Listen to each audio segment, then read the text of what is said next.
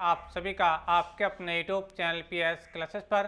तो दोस्तों, जैसा कि आप लोग जानते हैं कि हम क्लास 12 फिजिक्स के चैप्टर वाइज उन क्वेश्चनों का वीडियो अपलोड कर रहे हैं जो आपके बोर्ड एग्जाम के लिए ज़्यादा महत्वपूर्ण है। और स्टूडेंट, आप लोगों ने देखा कि इससे पिछले वीडियो लेक्चर में हमने लेसन नंबर 1 जिसका नाम है वैद्युत आवेश तथा क्षेत्र के सारे इंपोर्टेंट क्वेश्चनों को आपको सॉल्व कराया था। तो आज के इस वीडियो लेक्चर में बच्चों हम लेसन नंबर 2 जिसका नाम है स्थिर वैद्युत विभव तथा धारिता के सारे इंपोर्टेंट क्वेश्चनों को सॉल्व करेंगे। ठीक है, तो आई स्टैंड बिना किसी देरी के शुरू करते हैं वीडियो लेक्चर को, समझते हैं पूरी बात को।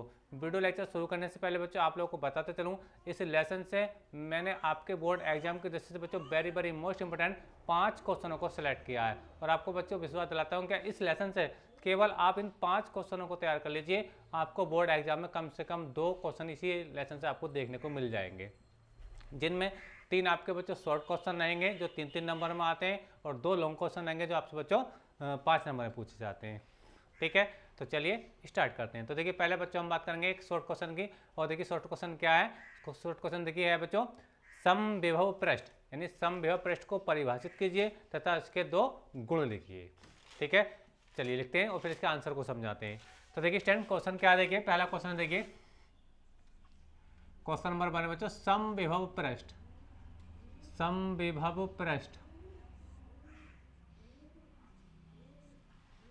को परिभाषित कीजिए। ये क्वेश्चन ऐसे मिलेगा आपको एग्जाम में। ठीक है, मैं लिख कर समझा रहा हूं आपको। परिभाषित कीजिए तथा इसके 2 गुण लिखिए। ठीक है, तो क्वेश्चन आपको समझ में आ गया। क्वेश्चन क्या देखिए, पहला क्वेश्चन है, शॉर्ट क्वेश्चन है बच्चों।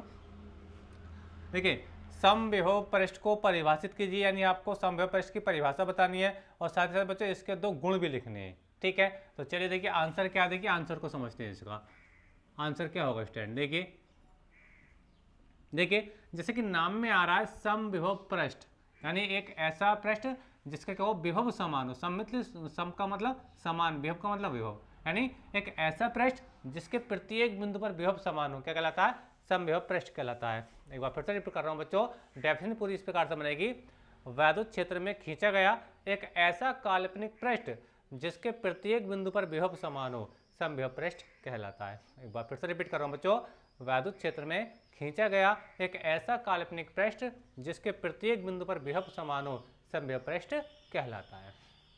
समझ में आ रहा है? चलिए इसको मैं लिखकर समझा रहा हूं आप लोगों को। तो देखिए क्या सी डेफिनेशन है, वैद्युत क्षेत्र में इलेक्ट्रिक फील्ड में, वैद्युत क्षेत्र में खींचा गया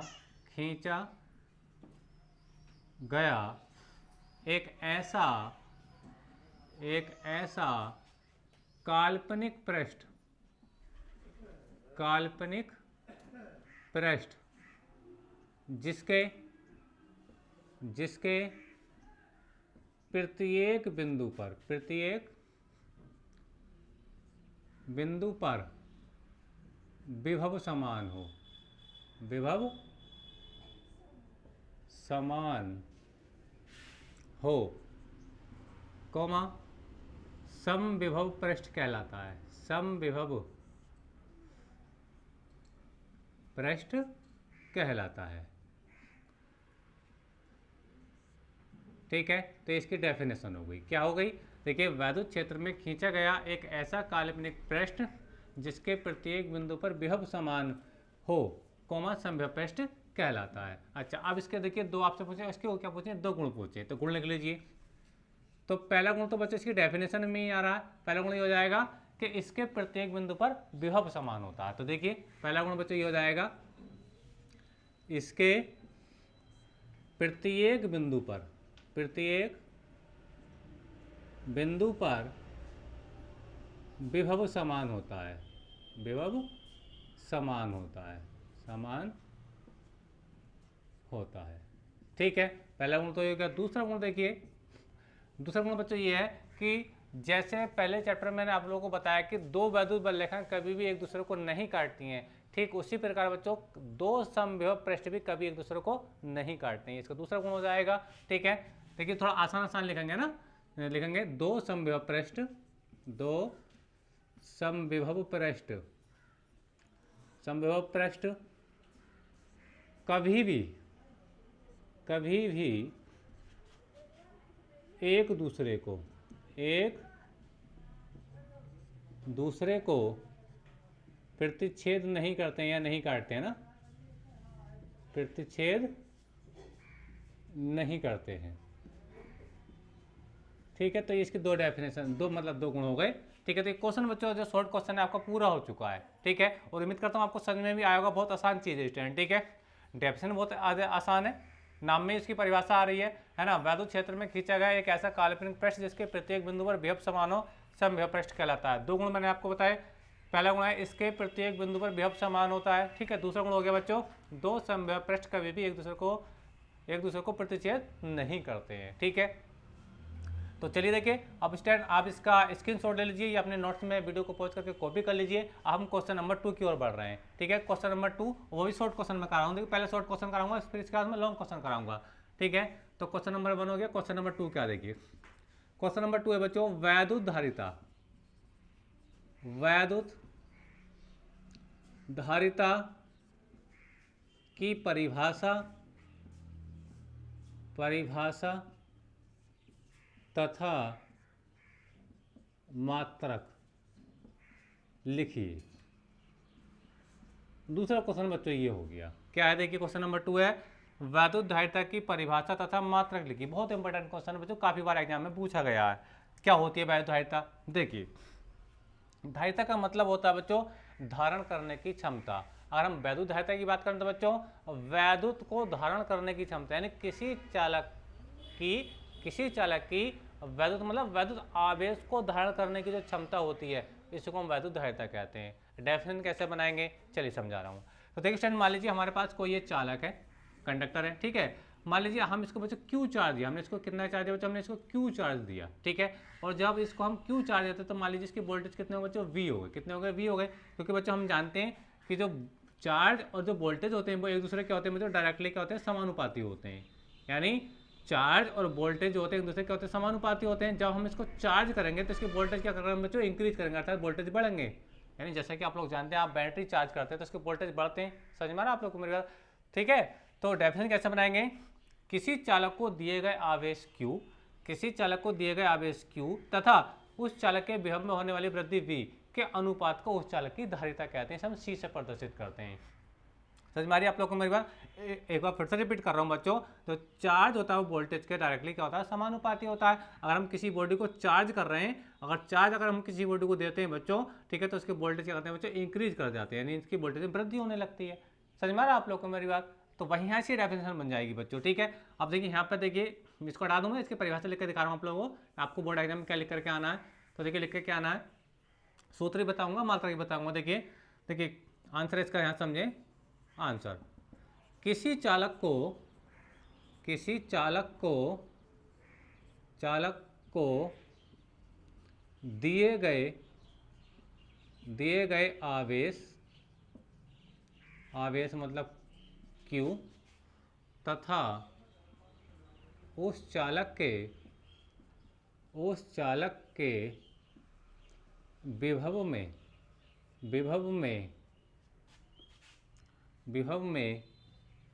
होने वाली वृद्धि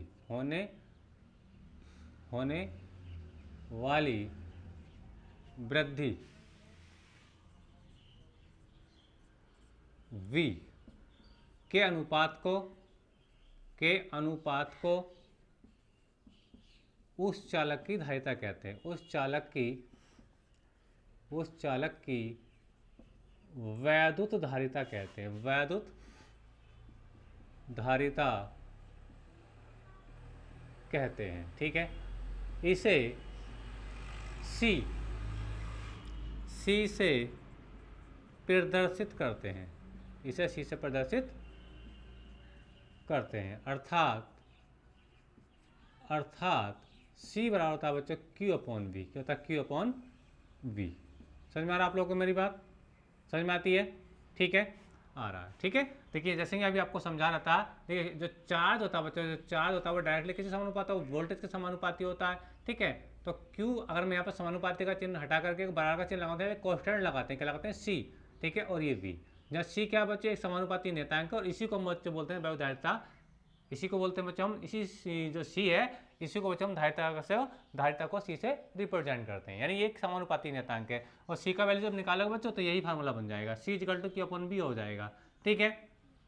समझ में आती है आप लोगों को मेरी बात। तो मात्रक क्या बनेगा, देखिए आवेश का मात्रक कूलाम, क्या होता है बच्चों, आवेश का मात्रक है कूलाम, और बटे में क्या बच्चों देखिए इसका बोल्ट, विभव है तो बोल्ट होगा विभव का मात्रक, तो मात्रक हो गया कूलाम प्रति बोल्ट, कूलाम प्रति बोल्ट, या बच्चों हम इसको फैरेड कहते हैं बच्चों, इसको हम फैरेड भी कहते हैं। समझ में आती है आप लोगों को मेरी बात। तो धारिता का दो मात्रक मैंने बताया, कूलाम प्रति बोल्ट या फैरेड, जिसको हम बच्चों कैसे लिखते हैं, एफ से लिखते हैं, कैसे लिखते हैं बच्चों, एफ से लिखते हैं। समझ में आप लोगों को मेरी बात। तो ये थी बच्चों वायु धारिता की परिभाषा, और ये था इसका मात्रक। तो मात्रक में कूलाम प्रति बोल्ट या हम इसको फैरेड भी लिखते हैं, ठीक है। उम्मीद करता हूँ अच्छे से समझ में आया होगा स्टैंड, ठीक है। तो चलिए आप बच्चों इसका स्क्रीनशॉट ले लीजिए। अब मैं इसका जो नेक्स्ट यानी जो तीसरा शॉर्ट क्वेश्चन है मैं अब उसको लिख करके आपको सॉल्व कराने वाला हूँ। और देखिए आप बच्चों ऐसे ही अपना नोट्स बनाते रहें, और उम्मीद करता हूँ कि इससे आप लोगों का एग्जाम में बहुत ज़्यादा हेल्प मिलेगी स्टूडेंट, ठीक है। यानी क्वेश्चन के साथ साथ मैं इनका आंसर भी आपको हाथ हाथ बता रहा हूँ, ठीक है। तो चलिए आप इसका स्क्रीनशॉट ले लीजिए बच्चों। अब मैं इसको रब करूँगा, इसका नेक्स्ट जो आपका थर्ड शॉर्ट क्वेश्चन है उसको मैं बताने वाला हूँ। तो चलिए इसको साफ कर देते हैं। तो देखिए हटा दें इसको, चलिए। और स्टूडेंट अगर यहाँ तक वीडियो आपको समझ में आ रहा है, ठीक है, तो प्लीज़ कमेंट करके जरूर बताइए। वीडियो अच्छा लग रहा है तो वीडियो को लाइक कर दीजिए, चैनल पर नहीं तो चैनल को सब्सक्राइब कर लीजिए। तो क्वेश्चन नंबर देखिए 3 हम लिख रहे हैं। अब क्वेश्चन नंबर 3 क्या है, संधारित्र, बहुत इंपॉर्टेंट क्वेश्चन है। संधारित्र क्या है, मतलब इसकी परिभाषा लिखनी है, तथा इसके दो उपयोग लिखिए, दो उपयोग लिखिए, मतलब किस किस काम में आता है ये लिखिए, ठीक है। तो क्वेश्चन समझिए, क्वेश्चन नंबर 3 क्या है, संधारित्र क्या है, मतलब इसकी डेफिनेशन हमको बतानी है, तथा इसके दो उपयोग लिखिए, ठीक है। तो चलिए देखिए लगाते हैं हेडिंग आंसर में संधारित्र, ठीक है। चलिए देखिए थोड़ा संधारित्र के बारे में बच्चों में आप थोड़ा डेफिनेशन सब समझाने से पहले बच्चों में थोड़ा जानकारी दे दूं।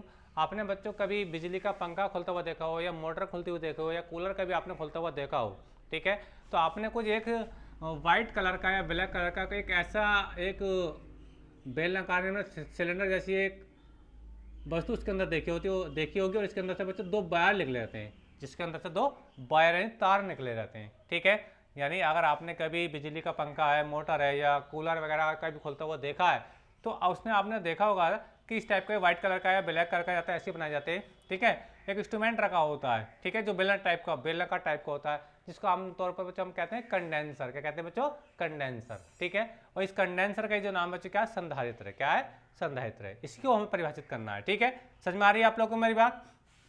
तो परिभाषा क्या है, परिभाषा बच्चों ये है, संधारित्र किसी भी प्रकार के दो चालकों का, संधारित्र किसी भी प्रकार के दो चालकों का एक ऐसा युग्म होता है जिन पर बराबर किंतु विपरीत प्रकृति का आवेश होता है, और उनकी एक प्लेट पृथ्वी से जुड़ी होती है। जब इसका स्ट्रक्चर करते हैं बच्चों संधारित्र का, तो कैसे करते हैं, मान लीजिए एक प्लेट ये है, मान लीजिए एक प्लेट बच्चों ये है, दूसरी प्लेट ये है, हमने इसको चार्ज किया, ठीक है, प्लस क्यू चार्ज दे रहा है इसके, तो इस पर आएगा बच्चों प्लस क्यू चार्ज, ठीक है, और इस पर आता है ये निगेटिव चार्ज। ये चार्ज क्या होता है, इंड्यूज होता है, ठीक है। तो इस और इसकी जो एक प्लेट होती है बच्चों वो क्या रहती है, वो अर्थिंग रहती है, पृथ्वी से जुड़ी रहती है। तो इस पूरे सिस्टम को हम क्या बोलते हैं बच्चों, संधारित्र बोलते हैं। क्या बोलते हैं बच्चों, संधारित्र बोलते हैं। समझ में आई आप लोग को मेरी बात। तो चलिए अब इसकी डेफिनेशन लिख रहा हूँ, समझा रहा हूँ। तो लिखेंगे देखिए, संधारित्र किसी भी प्रकार के, लिखेंगे संधारित्र किसी भी प्रकार के मतलब वो बेलनाकार भी हो सकता है, गोलाकार भी हो सकता है, या समांतर प्लेट संधारित्र भी हो सकता है, ठीक है। संधारित्र किसी भी प्रकार के दो चालकों का एक ऐसा युग्म होता है, युग्म मतलब जोड़ा, युग्म होता है जिसकी होता है जिन पर ऐसे लिखेंगे, जिन पर या जिस पर विपरीत, जिस पर बराबर तथा विपरीत, बराबर तथा विपरीत प्रकृति का, विपरीत प्रकृति मतलब एक प्लस आवेश दूसरा माइनस आवेश, ठीक है। और जिसका परिमाण होगा बिल्कुल बराबर होगा, प्रकृति का आवेश होता है, आवेश होता है और उनकी एक प्लेट, और उनकी एक प्लेट पृथ्वी से जुड़ी रहती है, पृथ्वी से जुड़ी होती है, कोमा संधारित्र कहलाता है, संधारित्र कहलाता है, ठीक है। तो इसकी डेफिनेशन हो गई। क्या मैंने कहा, देखिए संधारित्र किसी भी प्रकार के दो चालकों का एक ऐसा युग्म, युग्म मतलब जोड़ा होता है जिस पर बराबर तथा विपरीत प्रकृति का आवेश होता है और उनकी एक प्लेट पृथ्वी से जुड़ी होती है, कोमा संधारित्र कहलाता है। चलिए फिर से इसका डायग्राम बनाकर दिखा देता हूँ, क्या डेफिनेशन कैसे इससे मैच करेगी। देखिए हम किसी समांतर प्लेट संधारित्र की बात कर रहे हैं, ठीक है। मान लीजिए ये एक प्लेट ये है बच्चों, दूसरी प्लेट ये है, ये देखिए, ठीक समझ में आ रहा है आप लोगों में। और मान लीजिए हमने इसको दिया बच्चों प्लस क्यू चार्ज, क्या दिया प्लस क्यू चार्ज, तो इस पर क्या प्लस चार्ज आएगा, ठीक है। और हम जब जानते हैं, ये हमने आपको पढ़ाया भी है, इसका जब हमने इसका बेसिक लेक्चर पढ़ाए थे, तो दूसरी प्लेट पर कौन सा चार्ज होता है बच्चों, नेगेटिव चार्ज आता है, क्या होता है बच्चों, नेगेटिव चार्ज आता है, ठीक है। और ये जो नेगेटिव वाली प्लेट होती है अर्थ के कॉन्टैक्ट में रहती है, पृथ्वी के कॉन्टैक्ट में रहती है, ठीक है। तो इस पूरे सिस्टम को बच्चों हम क्या बोलते हैं, संधारित्र बोलते हैं। समझ में आ रही है आप लोग को मेरा, ये एक समांतर प्लेट संधारित्र है, ठीक है। यानी इस पर जितना प्लस चार्ज होता है उतना ही क्या होता है, ठीक माइनस चार्ज होता है। अब ये मत देखना इस पर 4 प्लस है 5 माइनस, तो एक हटा दीजिए इसको, चार्ज आपस में बिल्कुल बराबर रहता है, लेकिन एक प्लेट पर प्लस चार्ज दूसरी प्लेट पर माइनस चार्ज रहता है, ठीक है। चलिए अब इसके उपयोग लिखते हैं, कम से कम 2 उपयोग आपसे एग्जाम में पूछे जाएंगे। तो देखिए उपयोग, तो पहला उपयोग बच्चों इसका होता है आवेश का संचय करने में, क्योंकि जब इसको चार्ज होता है चार्ज ही अपने अंदर स्टोर करता है, तो आवेश का संचय करने में, आवेश का संचय करने में, ठीक है। दूसरा होता है ऊर्जा का संचय करने में, ऊर्जा का संचय करने में, संचय करने में, ठीक है। तो इसके 2 उपयोग हो गए। तो इसमें कुल मिलाकर ये शॉर्ट क्वेश्चन ये बना, ठीक है। समझ में आ रहा, और ये समझ में आया होगा कि संधारित्र किसी भी प्रकार के दो चालकों का एक ऐसा युग्म होता है, ठीक है, होता है जिन पर, या जिस पर की जगह जिन पर ज़्यादा अच्छा लगेगा, जिन पर बराबर तथा विपरीत प्रकृति का आवेश होता है और उनकी एक प्लेट पृथ्वी से जुड़ी रहती है। और ये जो सिंबल है बच्चे, ये किसका सिंबल है, ये पृथ्वी का सिंबल है, क्या का बच्चों, पृथ्वी का सिंबल है, ठीक है। क्यों संधारित्र कहलाता है। उपयोग मैंने बताया आवेश का संचय करने में, यानी आवेश को स्टोर करता है अपने अंदर, और ऊर्जा का संचय करने में अपने अंदर ऊर्जा को स्टोर करता है, ठीक है। और इसका जो संधारित्र की प्लेटों के बीच जो ऊर्जा होती है वो कितनी होती है बच्चों, ये होती है U बराबर 1/2 CV² के बराबर होती है, जहाँ C क्या है, इसकी संधारित्र की धारिता और इसके सिरों के बीच का ये B क्या है, ये वोल्टेज है। समझ में आ रहा है आप लोग को मेरी बात। चलिए तो ये 3 क्वेश्चन थे बच्चों जो शॉर्ट क्वेश्चन थे। अब देखिए एक लॉन्ग क्वेश्चन की बात करते हैं, ठीक है। तो चलिए इसको हाथ से साफ कर देते हैं। चलिए अब जो क्वेश्चन मैं कराने जा रहा हूँ बच्चों वो लॉन्ग क्वेश्चन है और काफ़ी बार एग्जाम में बच्चों पूछा गया है, ठीक है। तो चौथा क्वेश्चन है आपको बच्चों, सुनने देखिए क्वेश्चन क्या, देखिए क्वेश्चन भी यही है जो मैं करा था, समांतर प्लेट संधारित्र की धारिता के लिए सूत्र प्राप्त कीजिए तथा ये भी बताइए कि समांतर प्लेट संधारित्र की धारिता किस प्रकार बढ़ाई जा सकती है। पूरा क्वेश्चन है, एक बार फिर से रिपीट कर रहा हूँ, समांतर प्लेट संधारित्र की धारिता के लिए सूत्र प्राप्त कीजिए तथा यह भी बताइए कि समांतर प्लेट संधारित्र की धारिता किस प्रकार बढ़ाई जा सकती है। क्वेश्चन पूरा हो गया, समझ में आ गया। इस समांतर प्लेट संधारित्र की धारिता के लिए हमें सूत्र प्राप्त करना है और फिर हमें ये बताना है कि समांतर प्लेट संधारित्र की धारिता हम किस प्रकार बढ़ा सकते हैं, ठीक है। तो चलिए देखिए मैं क्वेश्चन नहीं लिख रहा हूँ, अब इसका जो मुझे डेरिवेशन प्रूव करना है उसके लिए मैं डायग्राम बना रहा हूँ। तो सबसे पहले मुझे एक समांतर प्लेट संधारित्र बनाना पड़ेगा, ठीक है। इसमें धातु की 2 प्लेटें लेंगे जो एक दूसरे के पैरेलल होंगी, ठीक है। और एक प्लेट ये होगी मान लीजिए, दूसरी प्लेट बच्चों ये है, ठीक है। और मान लीजिए हमने इसको प्लस क्यू चार्ज दिया तो इस पर प्लस चार्ज आ जाता है,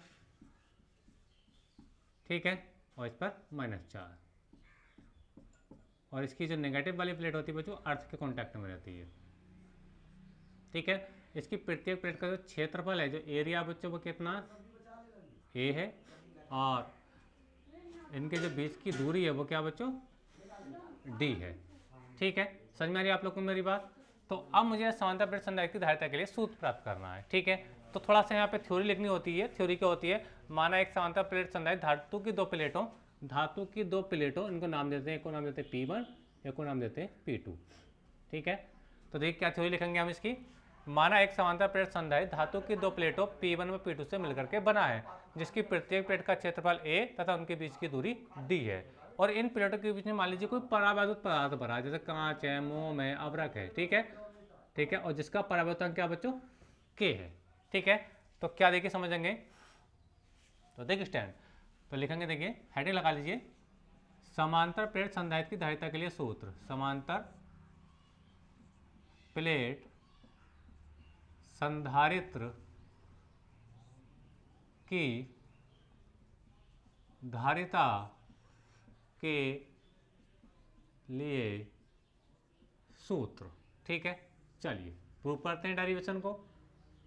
तो देखिए हम जानते हैं बच्चों, जब दो समांतर प्लेटें एक दूसरे के पास में रखी होती हैं, ठीक है, तो उनके बीच में जो प्लेटों के बीच जो वैद्युत क्षेत्र की तीव्रता होती है उसका मान कितना होता है, देखिए समझा रहा हूँ। तो लिखेंगे, देखिए स्टार्टिंग कर रहे हैं इसकी, लिखेंगे प्लेटों के बीच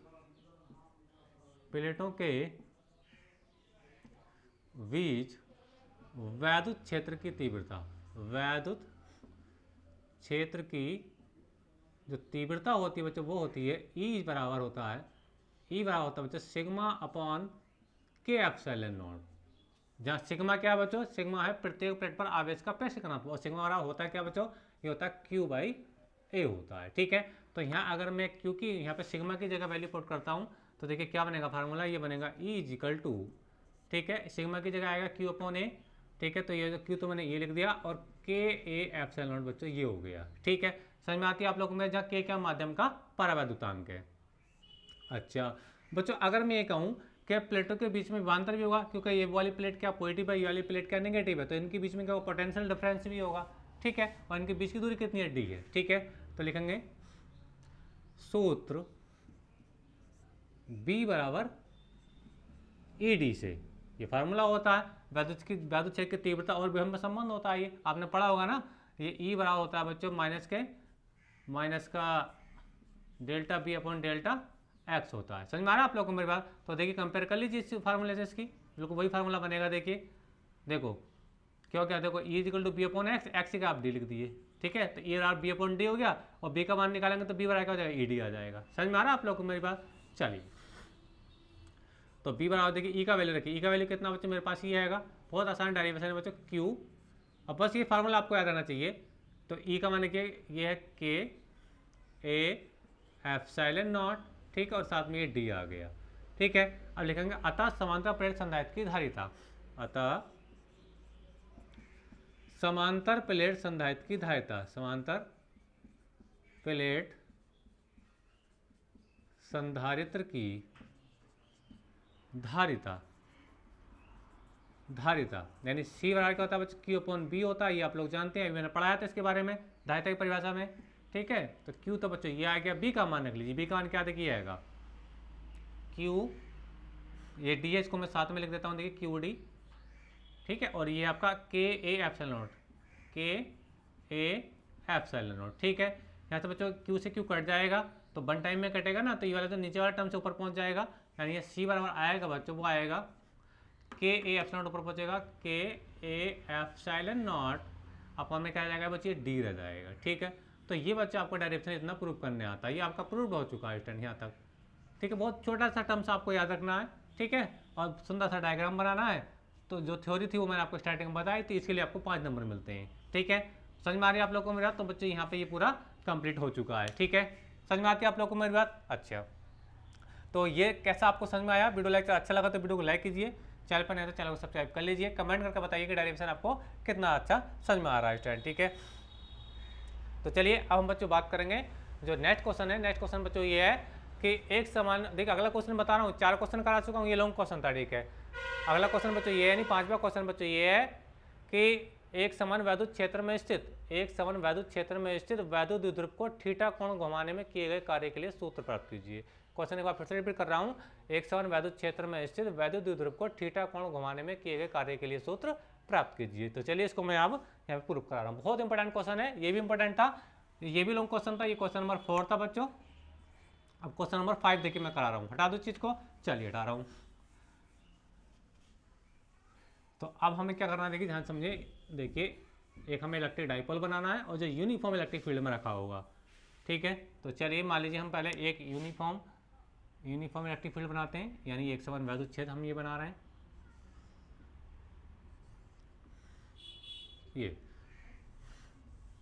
ठीक है। और मान लीजिए इसके अंदर कोई इलेक्ट्रिक डाइपोल रखा है, ये मान लीजिए इसका, मान लीजिए इस पर प्लस क्यू चार्ज है और इस पर माइनस क्यू चार्ज है, ये इसका ए सिरा है और इसका बी सिरा है। वो जो हम जानते हैं कि जब हम किसी डाइपोल को इलेक्ट्रिक फील्ड में रखते हैं, ये इलेक्ट्रिक फील्ड है और इसका जो द्विध्रुव आघूर्ण है वो क्या है, पी है, ठीक है। और ये इलेक्ट्रिक फील्ड क्या होती है, इसकी दिशा थीटा कोण बनाकर रखा है।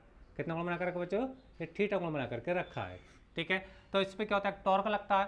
तो टॉर्क का मतलब यानी इस पर एक फोर्स इधर को लगता है, F बराबर क्यू ई, F बराबर क्या होता है बच्चे, क्यू ई होता है, ठीक है। और बच्चे एक फोर्स इधर को लगता है इलेक्ट्रिक फील्ड के अपोजिट डायरेक्शन में, F बराबर क्यू ई, यानी ये जो टॉर्क है इसको घुमाने का प्रयास करता है, मतलब इस टाइप से करने का प्रयास कर रहा है, ठीक है। तो ये प्रारंभिक सिचुएशन बच्चों ये है। इस स्थिति में जो टॉर्क होता है बच्चों, उसकी वैल्यू कितनी होती है, उसकी वैल्यू ये होती है, पहले हेडिंग लगा लीजिए। हेडिंग क्या देखिए, वैद्युत द्विध्रुव को थीटा कोण घुमाने में किया गया कार्य,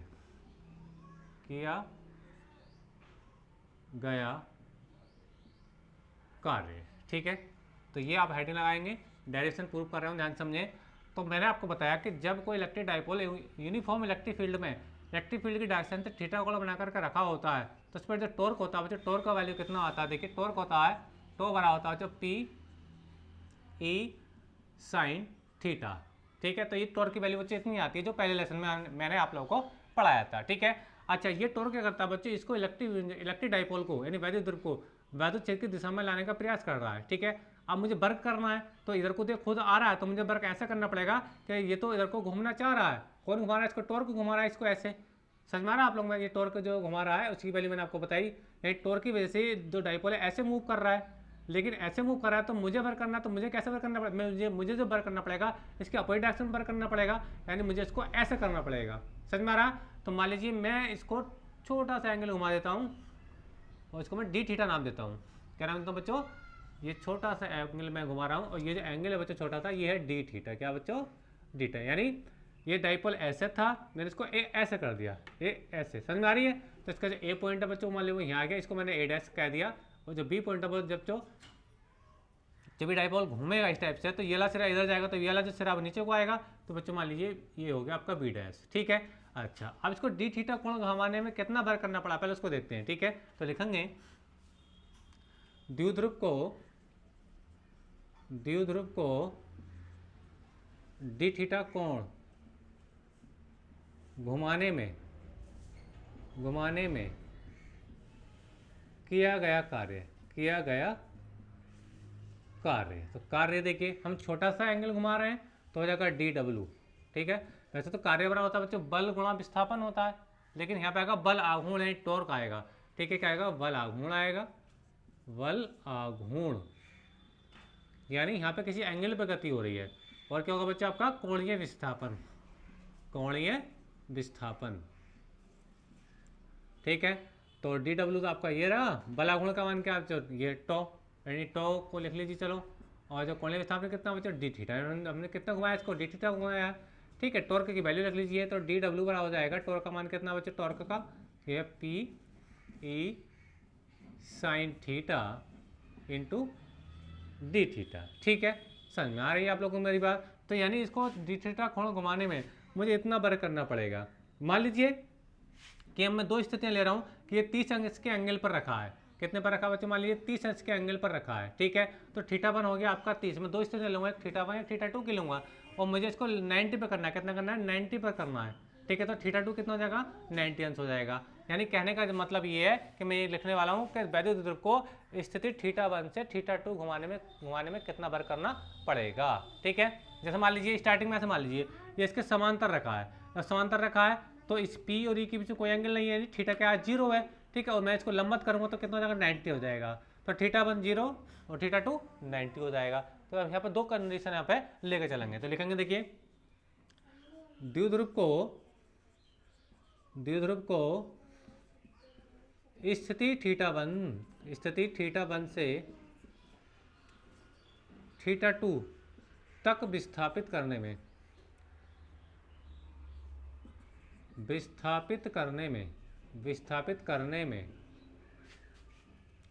में किया गया कुल कार्य यानी W। तो W बराबर हो जाएगा बच्चों, यहाँ पे लिमिट लगाएंगे किस पर, dW पर, क्या बच्चों डी। तो स्थिति क्या है देखो, पहली स्थिति θ1 और अंतिम स्थिति θ2, ठीक है। चलिए θ1 और ये θ2 लिमिट लगा दी, dW का मान लिख दीजिए, क्या देखिए PE sin θ into d theta. यहाँ पर जो चीज़ कॉन्स्टेंट है उसको बाहर निकाल लीजिए, देखो P कॉन्स्टेंट है, E कॉन्स्टेंट है, क्योंकि यूनिफॉर्म इलेक्ट्रिक फील्ड है, इसको जब मैं बाहर निकालूंगा तो ये PE, ठीक है। और देखिए यहाँ पे क्या बचेगा, इसके अंदर बचेगा बच्चों आपका ये θ1 और ये θ2, यहाँ बचेगा बच्चों sin θ और ये डी थीटा बचेगा, ठीक है। अब मैं देखिए इसका इंटीग्रेशन करूँगा तो थोड़ा देखिए मैं ऊपर से रब कर रहा हूँ, आप यहाँ तक इसका स्क्रीनशॉट ले लीजिए, हो सकता है कि नीचे आप स्क्रीन पर ना देख पा रहे हो, ठीक है। थोड़ा सा मैं उसको देखिए ऊपर से रब कर रहा हूँ। तो चलिए मैं डायग्राम को साफ कर देता हूँ, यहाँ पे आपको पूरा विजुअलाइजेशन आ जाएगा। देखिए तो देखिए यहाँ पे जब इसको देखिए यहाँ से निकाल देते हैं इसको, तो ये हो जाएगा बच्चों आपका ये W निकल के आ रहा है, देखिए W बराबर हो जाएगा स्टैंड, देखिए ये PE आपका H रहेगा, PE देखिए जब इसका जो साइन थीटा का जो इंटीग्रेशन होता है बच्चों वो होता है माइनस कॉस थीटा, क्या होता है बच्चों माइनस कॉस थीटा होता है। ये लिमिट घूम के बच्चों क्या आ जाएगी, θ1 लिमिट इधर घूम जाती है और θ2 बच्चों लिमिट ये आ जाएगी। माइनस को बाहर निकालिए तो W बराबर हो जाएगा माइनस के PE, ठीक है। और इसके अंदर आ जाएगा बच्चों आपका cos थीटा रह जाएगा, ये θ1 लोअर लिमिट और ये बच्चों आपकी अपर लिमिट, ठीक है। अब लिमिट लगा दीजिए माइनस के PE, ठीक है। तो पहले cos थीटा ले लीजिए, cos θ2 माइनस के cos θ1, यानी अपर लिमिट से लोअर लिमिट हम घटा देते हैं, ठीक है। समझ में आ रही है, जब माइनस के अंदर गुणा कराएंगे तो ये माइनस का बन जाएगा, वो प्लस का बन जाएगा, तो यह करके हम लिख सकते हैं। वैसे ये भी डेरिवेशन हो गया, तो यह में आप लिख सकते हो PE, तो ये जाएगा प्लस का cos θ1 माइनस cos θ2। समझ में आ रहा है आप लोगों में? तो ये बच्चों डेरिवेशन हो गया स्थिति θ1 से θ2 घुमाने में किए गए कार्य के लिए। तो बच्चे यहाँ तक आपको इसको प्रूव करना होगा और ये बच्चे प्रूव्ड हो चुका है, ठीक है। तो आई होप कि आपको समझ में आया होगा बच्चों। तो बच्चों ये वो क्वेश्चन थे और ये 5वां क्वेश्चन है बच्चों। कितना क्वेश्चन? 5वां क्वेश्चन था जो मैंने आपको सॉल्व कराया है। 5वें क्वेश्चन बच्चों एग्जाम के दृष्टि से बच्चों मोस्ट इंपोर्टेंट क्वेश्चन थे और उम्मीद करता हूँ आपको अच्छे समझ में आ गए होंगे स्टूडेंट, ठीक है। और आप इतने की अगर तैयारी करते हैं बच्चों इस लेसन से, तो उम्मीद करता हूँ कम से कम 2 साल आपको एग्जाम में देखने को जरूर मिलेंगे। तो वीडियो लेक्चर कैसा लगा कमेंट करके जरूर बताइए। मिलेंगे नेक्स्ट वीडियो में, तब तक के लिए धन्यवाद, best of luck, thank you.